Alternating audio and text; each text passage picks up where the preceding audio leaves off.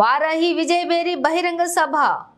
నీకు అవకాశం ఉన్నప్పుడేమో గొడవ పెట్టుకొని ఈరోజు రాజకీయ అవసరాల కోసం కలుపుకొని మళ్ళీ రాజకీయం చేయడం మంచిది కాదు. ఈ యువతరానికి ఏ సంపద విడిచిపెట్టాం? యుద్ధము, రక్తము, కన్నీరు తప్ప, గాయాలు, బాధలు, వేదనలు తప్ప, కళ్ళు తప్ప, పిరికితనం, మోసం తప్ప. సంపద వైసీపీకి, కష్టాలు మనకి. దోపిడీ చేసి వాళ్ళందరినీ వెక్కుతున్నారు. మనలో ధైర్యాన్ని చంపేస్తున్నారు. మీకు ధైర్యాన్ని నింపే నాయకత్వం వస్తుంది. నేను మీకు అండగా ఉన్నాను. మీ కష్టాలు నావి, మీ కన్నీళ్లు నావి. నేను మీకోసం పనిచేస్తాను. రామచంద్రాపురం నియోజకవర్గం మన జనసేన పోటీ చేయాల్సింది.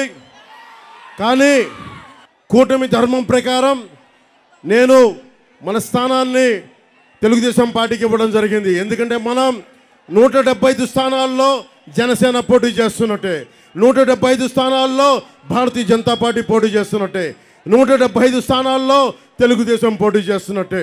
ఈసారి స్థిరత్వం కావాలి, సుస్థిరత కావాలి, మీకు ఉపాధి అవకాశాలు కావాలి, వలసలు ఆగాలి, సాగునీరు రావాలి, తాగునీరు కావాలి, కాలుష్యం పోవాలి, రోడ్లు, గుంతలు లేని రోడ్లు కావాలి.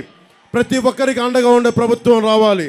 ఆ దిశగా నేను ఈ రోజున తెలుగుదేశం సైకిల్ గుర్తు మీద మన రామచంద్రాపురం నుంచి వాసంశెట్టి సుభాష్ గారిని మనస్ఫూర్తిగా గెలిపించమని మిమ్మల్ని కోరుకుంటా ఉన్నాను.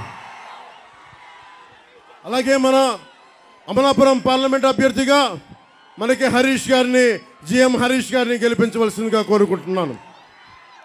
మనందరూ చెప్తా ఉన్నారు, పిఠాపురంలో మనం విజయకేతనం ఎగరవేస్తున్నాం. దానికి తెలుగుదేశం పార్టీ సంపూర్ణ సహాయ సహకారాలు అందిస్తూ ఉంది. అలాగే మన మద్దతు ఉన్న నియోజకవర్గాల్లో, మన జనబలం ఉన్న నియోజకవర్గాల్లో మన కంపల్సరీగా తెలుగుదేశం పార్టీకి, భారతీయ జనతా పార్టీకి మన మద్దతు ఇవ్వాల్సిన అవసరం ఉంది. వైసీపీ పాలన చూసాం, మొన్న కొట్టుకున్నారు, ఈరోజు కలిసిపోయారు. అలా కాకుండా ఎప్పుడు కూడా గొడవలు పెట్టే వ్యక్తిత్వం సమాజం కాదు, కలిపే ఉంచేవాళ్ళు కావాలి. దాంట్లో భాగంగానే నేను మన జనసేన నాయకులందరికీ, సీట్లు త్యాగం చేసిన జనసేన నాయకులందరికీ పేరు పేరున మనస్ఫూర్తిగా నా కృతజ్ఞతలు చెప్పుకుంటా ఉన్నా. ఇది నా సైన్యం. మా ఆడపడుచులకి ఒకటే మొక్కుతున్నా, అమ్మా మీరు కూటమిని గెలిపించండి. మీ కష్టాలతో మేము అండగా ఉంటాం, మీకోసం నిలబడతాం. పవన్ కళ్యాణ్ ది గ్యారంటీ, మీకు అండగా ఉంటామని తెలియజేసుకుంటూ, అలాగే మండపేట కూడా మన జోగేశ్వర